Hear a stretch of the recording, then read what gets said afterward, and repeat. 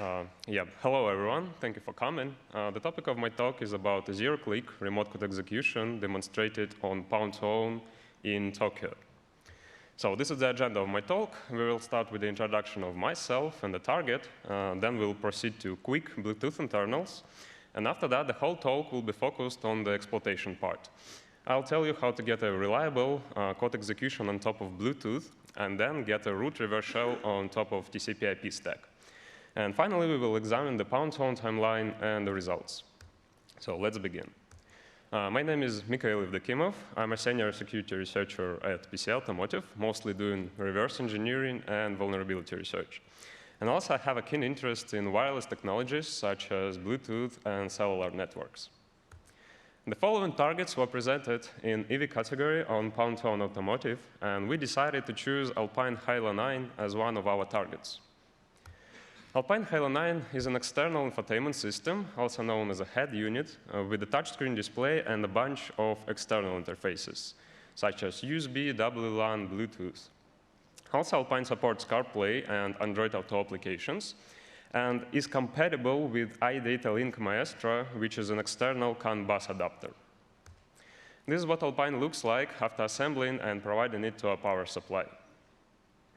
Our teammate Paulina dumped the firmware from the MMC chip without desoldering, and to ease the work, we used an X-ray.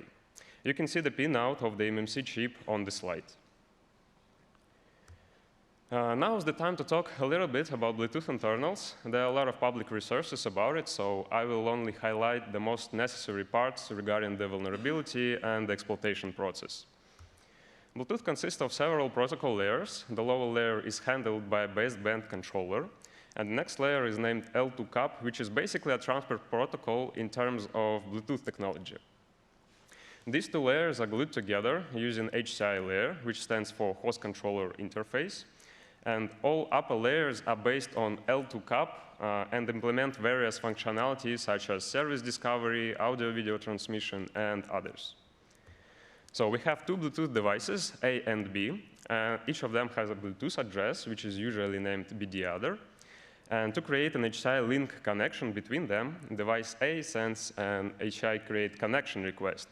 Device B receives this request and accepts it. At this moment, device B baseband controller generates so-called HCI handle, which is then used to refer to an established HCI link connection. And the same basically happens for device A. On HCI layer, the information payloads are transmitted using so-called ACL fragments. The complete L2CAP PDU consists of multiple ACL fragments, starting with ACL start and multiple ACL continue fragments. Each of such fragments has a header where HCI handle and the type of ACL fragment are specified. Also, the ACL start fragment contains an L2CAP PDU header, which consists of the complete L2CAP PDU length and the destination channel ID. L2CAP channels are logical connections between two L2CAP endpoints in peer devices. They are identified by the channel IDs, and there can be multiple L2CAP channels over the same HCI link connection. L2CAP channels are divided into fixed channels and dynamic channels. And dynamic channels also have subtypes, such as basic, ERTM, streaming, and others. So after establishing an HCI link connection, device A sends an L2CAP connection request to service discovery profile of device B. And service discovery profile is interesting to us as it's accessible prior to authentication, as stated in Bluetooth specification. Device B accepts this request, and the L2CAP channel is considered as established. Then the device is configured this L2CAP channel, and the actual SDP communication happens after that. So this is the summary of this section. HCI link connection is the beginning of Bluetooth communication. L2CAP PDU consists of multiple ACL fragments. The number of L2CAP dynamic channels is limited, at least for Alpine, which will be important for us later. And SDP service is accessible prior to authentication. So let's talk about the Bluetooth implementation on the Alpine. The application responsible for Bluetooth communication is named BT-app. This is a 32-bit ARM executable launched with root permissions. There are no stack canaries and PI enabled. and the application is multi-threaded, which will be important for us later. BT app has a proprietary Bluetooth stack implementation, which means that some other devices might be vulnerable to the attack I'm about to explain as well. A few warnings. A lot of checks of the original code are omitted due to readability, and only mandatory exploitation steps will be discussed. The function responsible for receiving ACL fragments is shown on the slide. Based on HCI handle parameter, a pointer to a link object is obtained. We will refer to this link pointer as plink. And plink basically represents an established HCI link connection. Then, based on ACL type, there are two cases for ACL start fragment and ACL continue fragment. First, we will discuss the ACL start fragment case. In the beginning of ACL start processing, it checks if there is incomplete L2CAP PDU pointed by current buffer member of plink structure. If that's the case, then the unassembled L2CAP PDU is freed, which is quite logical because we've got a new ACL start fragment while the previous L2CAP PDU wasn't fully reassembled. After that, the content of L2CAP PDU header is obtained from the incoming data. It contains the length of L2CAP PDU and the destination channel ID. Here's the quite specific check. Basically, it's saying that it rejects large L2CAP PDUs transmitted to channel ID 2. And channel ID 2 is the fixed L2CAP channel dedicated for connectionless communication. If the check is passed, the dynamic L2CAP channel is obtained based on the provided destination channel ID. Here, the L2CAP PDU is checked against the channel's MTU value. If all checks are passed, a heap chunk is allocated based on the provided L2CAP PDU length. And then it copies data contained in ACL start fragment into the allocated heap chunk, advancing current position member of plink object. If L2CAP PDU is incomplete, the function terminates. Otherwise, the complete L2CAP PDU is received, which means that in packet handler label, it passes the received L2CAP PDU to upper layer services for further processing. So we're finished with ACL start processing, and now we will cover ACL continue fragment case. In the beginning, it checks that ACL start fragment was previously received, otherwise current position will be null. And then it validates that ACL continue fragment data fits into the allocated heap chunk for a complete L2CAP PDU. Finally, it copies data contained in ACL continue fragment into the cumulative buffer pointed by current position member. If L2CAP PDU is incomplete, the function terminates. Otherwise, packet handler label is executed, which passes the L2CAP PDU to upper layer services, as we already covered in ACL start fragment case. So let's demonstrate the use after free vulnerability in the shown code. To trigger and understand use after free vulnerability, we will start by sending ACL start fragment to service discovery profile, which is again accessible prior to authentication. Therefore, we will get into the highlighted code. Nothing is initialized now except HCI handle member of plink structure. By executing the highlighted code, we will initialize plink members and allocate a cumulative buffer for L2CAP PDU. Pay close attention to current position member of plink object. We will continue by sending another ACL start fragment, but this time we will send it to L2CAP connectionless channel. However, ACL start length is greater than the specified in L2CAP connectionless validation. As long as MTU complete is 0 and current buffer is initialized, we will get into the highlighted code. It frees the current buffer heap chunk. This happens because the previous L2CAP PDU is incomplete, and we've got a new ACL start fragment. After freeing the previous L2CAP PDU, the function also zeroes current buffer pointer. However, it doesn't zero current position, leaving it at the previous location, pointing somewhere in the middle of the freed heap chunk. Now pay attention how plink length member will be changed in the next code block. The function initializes plink length based on the incoming data. At this point, we can change plink length, making it larger than the maximum size of L2CAP connectionless PDU. which means that we'll exit the function before a new heap chunk is allocated and current position is overwritten with a valid pointer. And finally, we send a cell continue fragment. The code doesn't take into account neither until complete nor current buffer members, and copies fragment data right into the dangling current position pointer. As you can see, the data was copied into the freed heap chunk, which basically explains the use after free root cause and how to trigger this vulnerability. Why is it a zero-click attack? Well, use after free vulnerability resides within L2CAP layer, which is the transfer protocol in terms of Bluetooth technology, which is accessible prior to authentication. The only problem left is to obtain Bluetooth address of a vulnerable device, but this can be solved in multiple ways, and one of them is to sniff air traffic using devices like Ubertooth. Therefore, no user interaction is needed to trigger this vulnerability. And now is the time to talk about the exploitation strategy. We can't manipulate the heap using the tempered p-link, because if we send a new valid ACL start fragment, then a new L2CAP PDU heap chunk will be reallocated, and current position will be overwritten with a valid pointer, which basically means that we will discard our use after free condition that we have right now. Therefore, we need to overcome this obstacle somehow. And the solution for this is to utilize an additional Bluetooth controller, such as shown on the slide. This will be our link 2. With the new controller, link 1 is corrupted with use after free, where we can write arbitrary data into the freed heap chunk.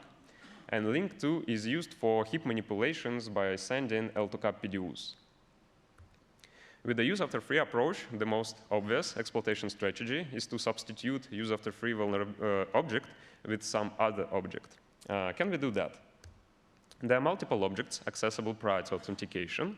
The first one, host buff, which contains a complete L2CAP PDU. Second one, PRHT L2 channel, which represents an L2CAP channel. And PRHT L2 ACL link, which represents an established HCI link connection. There are several problems with substitution in terms of remote use after free, such as hot fuzz bins, unsorted bin, and some objects just don't have interesting fields to corrupt. I'm talking about host buff. Unfortunately, I wasn't able to accomplish this approach reliably, so I got a lot of crashes while trying to do that.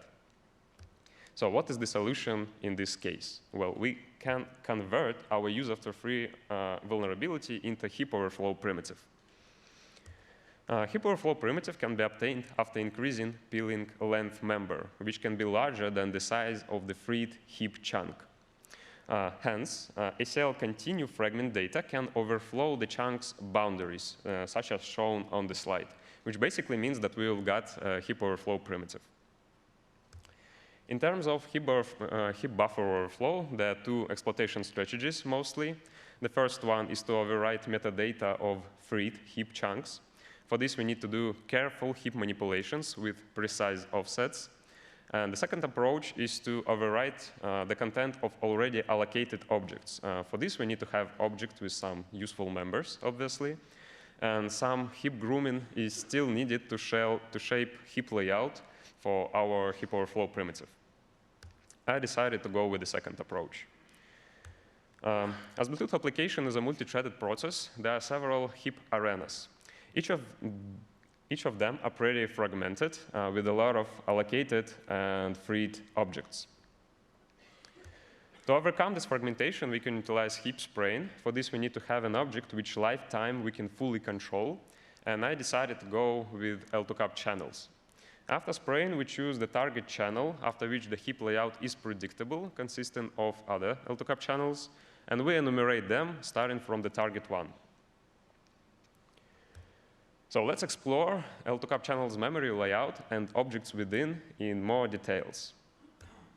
On the slide, I presented the most interesting fields of L2CAP channels, such as source channel ID, destination channel ID, PSM, and HCI handle. All others will be discussed later. Also, take a look at a dotted object separating each channel. In fact, it's a set of two objects corresponding to each channel. And hostgen LL is interesting to us because we will need to do some extra steps with it to bypass application crashes. Anyway, how do we use the obtained heap overflow in the described L2CAP channel's memory layout? After spraying, we free channel 1 by disconnecting from it and substitute it with the allocated L2CAP PDU object. Everything happens through link 1 at that moment. Then we can use heap overflow to override data past the L2CAP PDU heap chunk boundaries, which basically means that we can corrupt other L2CAP channel objects. Hostgen LL must be set to null to bypass application crashes. And the next obvious question, what do we exactly override in L2CAP channel objects? To answer that, we will need ERTM channels. ERTM is the type of dynamic channels. It has another segmentation layer where ERTM PDU consists of multiple L2CAP PDUs. And L2CAP PDUs are named iframes in ERTM channel definitions. So basically, iframe is an L2CAP PDU. And S-frames are used to acknowledge the received iframes. The most interesting part in ERTM channels is the mentioned segmentation. From this diagram, we see that any ERTM frame contains a controlled field, which is basically a bit set. And within this bit set, there is a SAR field in iframes. SAR stands for segmentation and reassembly. And essentially, this field indicates the type of the received iframe. Keep in mind that iframe is an L2CAP PDU, basically. As you can see, a complete ERTM PDU consists of PDU start with a header, multiple PDU continue frames, and finally PDU end. Let's have a look how iframes are reassembled in the Bluetooth stack. Again, there are a few cases for ERTM PDU start and ERTM PDU continue. Let's begin with the PDU start case. In the beginning, it obtains the size of the complete ERTM PDU and allocates a heap chunk for it. Then the allocated buffer is assigned to p-ERTM PDU member of L2CAP channel structure. Finally, it copies data from PDU start into the allocated buffer. When a PDU continue frame is received, it executes the highlighted code. Basically, it does the same for PDU continue, but this time the write happens based on the offset indicated by ERTM PDU length member of L2CAP channel structure. ERTM channels can be apologize.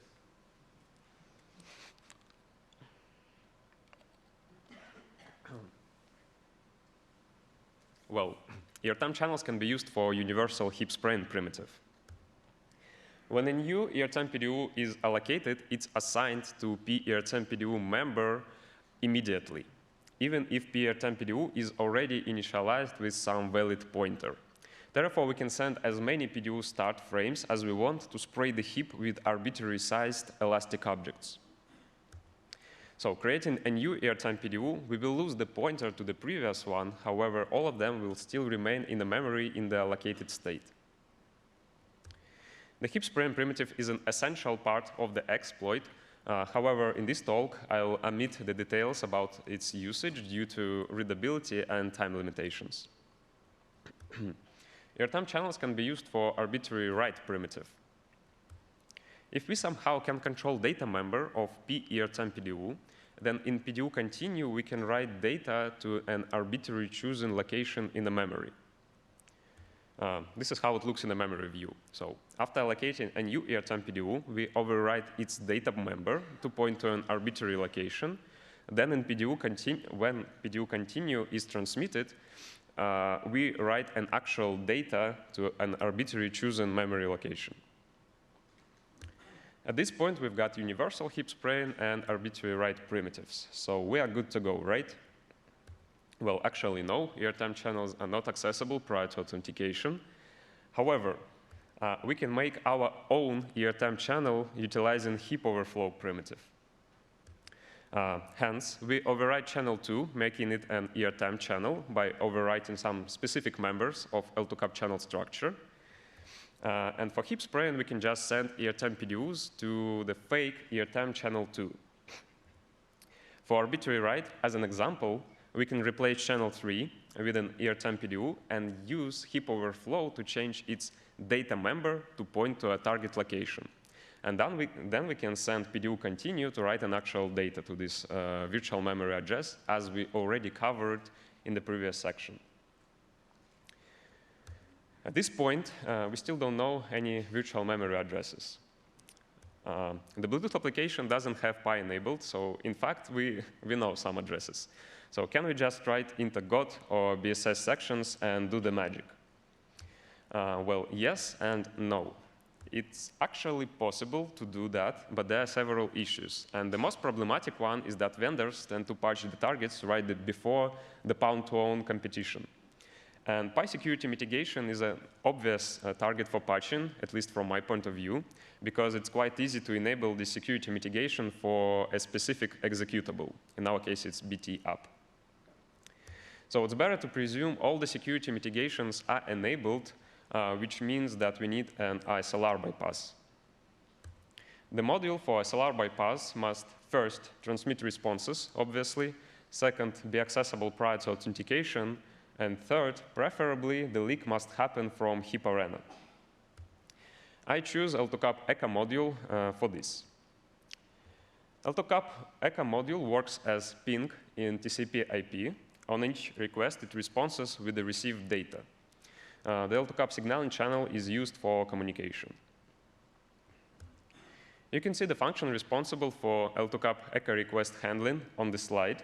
It uses the pointer to the received data to send them back to a remote device.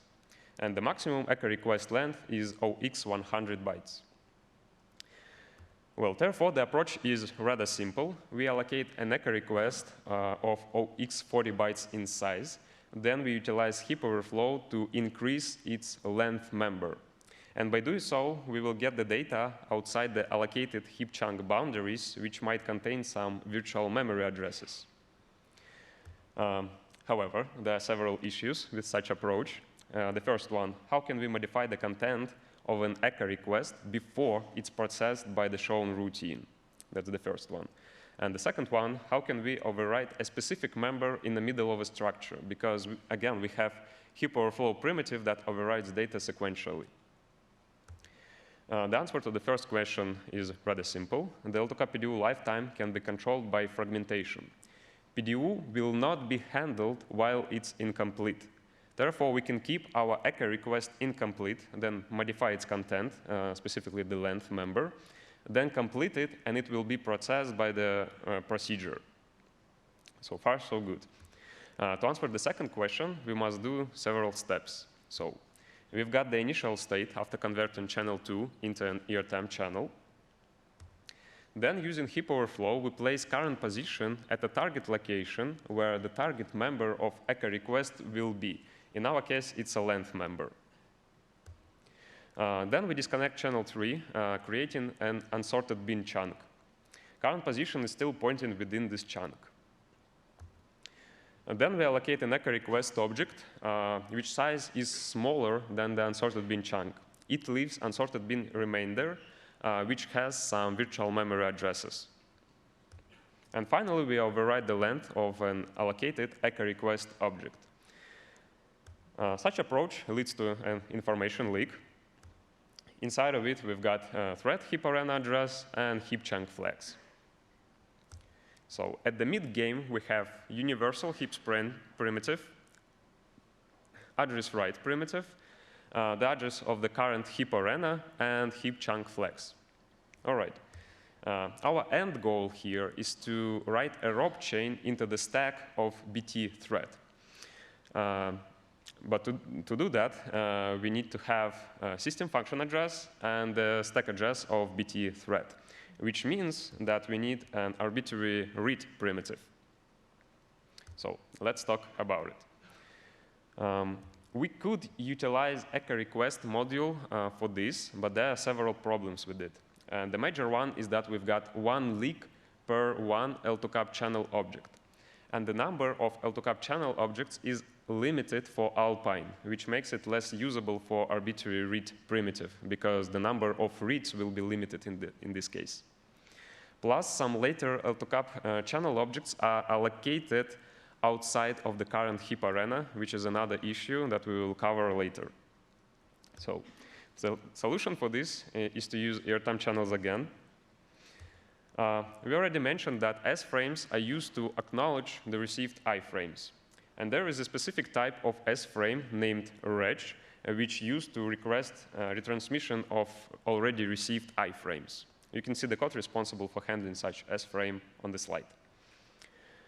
The main handler is named L2 FSRT RX reg. Internally, it calls ERTM resend all procedure that iterates over FSRT data list member of L2 cap channel object. Each node of this list has length and data members, which content is then transmitted to a remote device. So this is how it looks in the memory. So we have a list pointer in L2 cap channel object. Each node points to a memory location, which is then transmitted to a remote device. However, if we can control all the members of these structures, then we can obtain an ultimate arbitrary address read primitive. So let me explain this step by step. After initial address leak, we have the following heap layout. Then we utilize heap overflow to convert channel 4 into an ERTM channel as well. But this time, this ERTM channel will be used for arbitrary read primitive. FSRT data list member of this channel is controlled by us and is pointing somewhere within the heap arena. After that, we utilize arbitrary write primitive to initialize this target memory region with zeros. Then we utilize address write once again to write an FSRT node into the target memory location. And this write is followed by transmitting a reg S frame, which is used to trigger an actual leak. All right, if we need to read another memory region, we can again use arbitrary write primitive to write the next FSRT node right after the previous one, and transmit a reg S frame to trigger the leak. But this time we will get the data of both FSRT nodes, because again, they are just nodes in the list that is transmitted to a remote device, an attacker device in our case.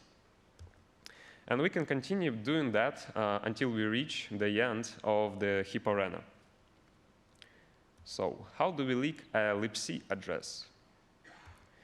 Every generic heap arena begins with a heap arena object followed by malloc state object. And the latter one describes the actual heap state, including free lists. Heap arenas are linked together through malloc state object. However, main arena is an exception to this rule. It doesn't have heap arena object, and its malloc state is located within the libc segment. This is the memory view of heap arenas. As you can see, all of them are linked together, and main arena's malloc state is within the libc segment. And we know the address of BT thread heap arena after the initial address leak. Therefore, we can apply our arbitrary read primitive to iterate over all heap arenas to find the main heap arena. And main heap arena is located within the libc segment, which basically means that we will know the libc address. And as you can see in my exploit, I was able to do that. How do we leak a thread stack address? Each thread has a thread control block located at the end of PT thread stack. All TCBs are linked together, and there is a global variable, which is the head of this list, located within the libpthread segment. The name of this head is stack user.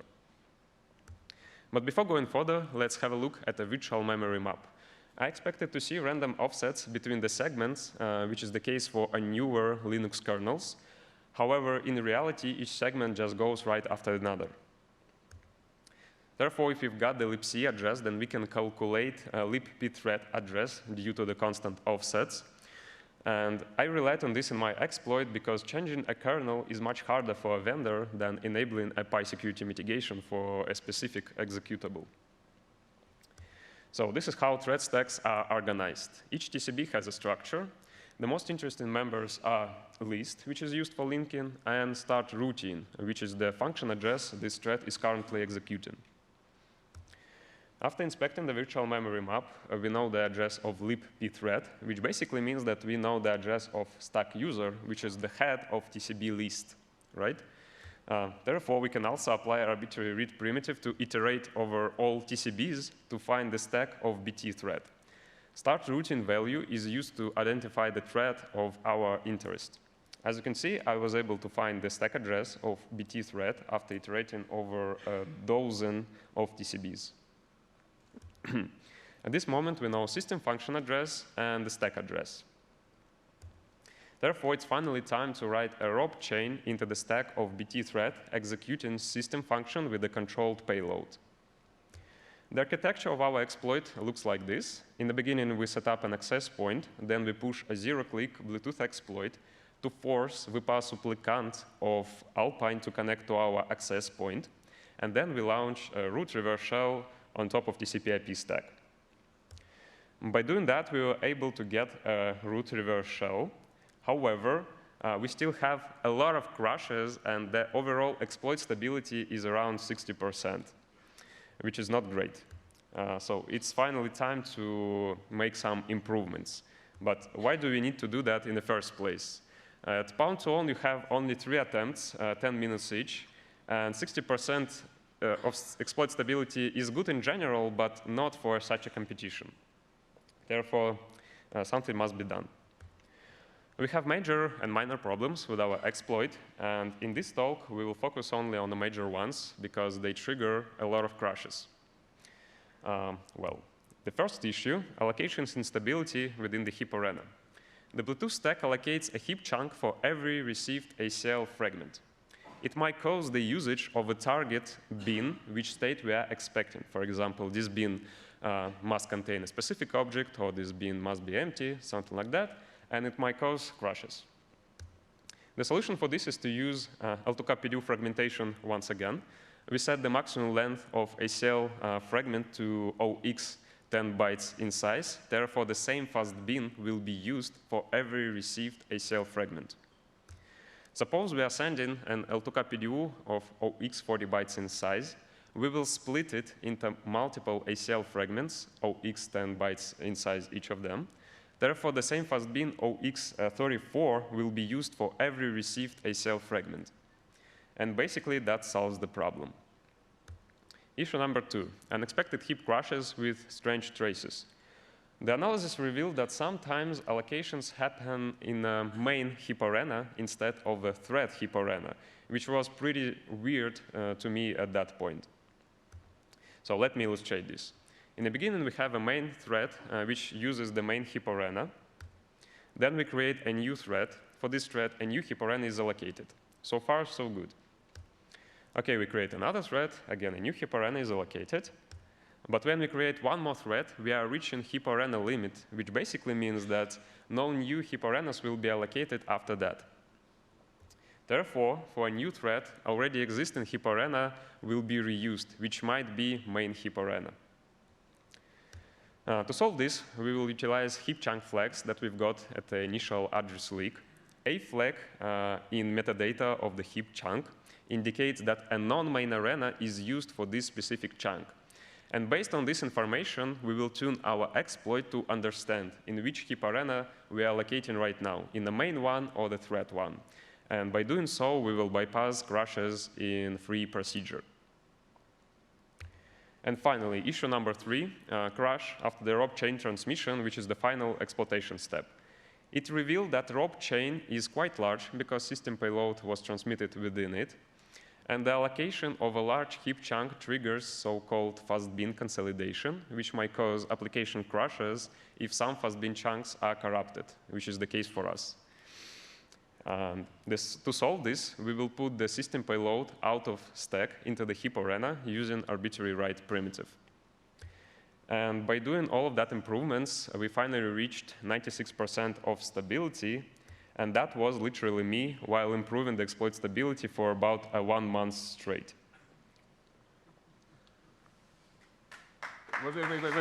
Wait. Demonstration time.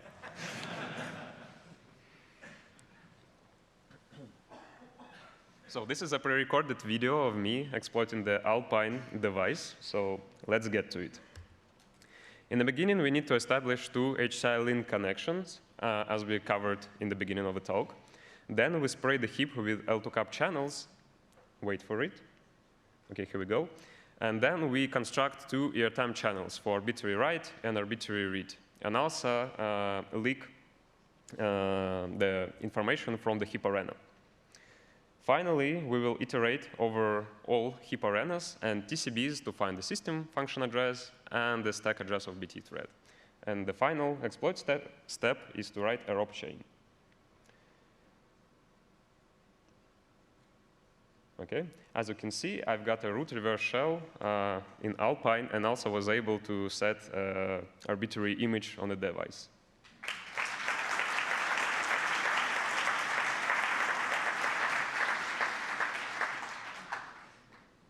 All right, to the results. So we've got a zero-click Bluetooth remote use after free, converted it into arbitrary write, read, and universal heap spraying primitives, bypassed all the security mitigations, even those that weren't enabled on the competition, got a root reverse shell over TCP IP stack, which is pretty convenient for further research or further attack. And finally, the exploit stability is 96%. And eventually went to a psychotherapist after all of this heap manipulation madness. So what is the impact of the remote code execution on EV? Zero-click RCE leads to deface, which basically means setting arbitrary images and the ability to implement touchscreen actions. And also, you can run Doom on it. Kudos to NCC group guys that demonstrated this on Poundstone automotive competition. Ability to steal phone book information with all the contacts and call history information. Eavesdrop on an external microphone if it's connected. Obtain GPS coordinates. And listening to Bluetooth data such as audio streaming. With a zero-click remote code execution on EV, you can attack the connected user's mobile phone through CarPlay or Android Auto applications. And another attack vector is to attack a CAN bus network if an external CAN bus adapter is connected, such as iData Link Maestro, which I mentioned in the beginning of the talk. So Poundstone results and the timeline. This is our participation timeline. In the middle of October, we choose and bought the targets. In the 10th of November, the vulnerability research was started. After 4 days, I found a use after free vulnerability. And 1 week later, first remote code execution exploit was developed. And for the rest of the timeline, I was improving the exploit stability. The vulnerability was reported thanks to ZDI, but Alpine decided to choose the current software without releasing a patch, which is a great decision. Okay. Before going to the conclusion section, I'd like to give kudos to my teammates for contributing to Poundstone participation, Danila, Polina, and Radu. I really appreciate all the work you've done. Thank you guys really, really much. And finally, conclusion. For a yacht world, Bluetooth attack surface is really beneficial because you will very likely encounter a proprietary Bluetooth stack like this.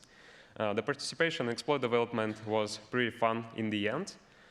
It was the first experience of Poundstone for me, and unfortunately, there was only one real car presented on the competition, which was Tesla. Hopefully, this will be changed in the next events, hopefully. And the overall preparation was very, very stressful, but still fun. And finally, it's a cool opportunity to see new people and places. So thank you guys really much for your attention. If you've got any questions, don't hesitate to ask.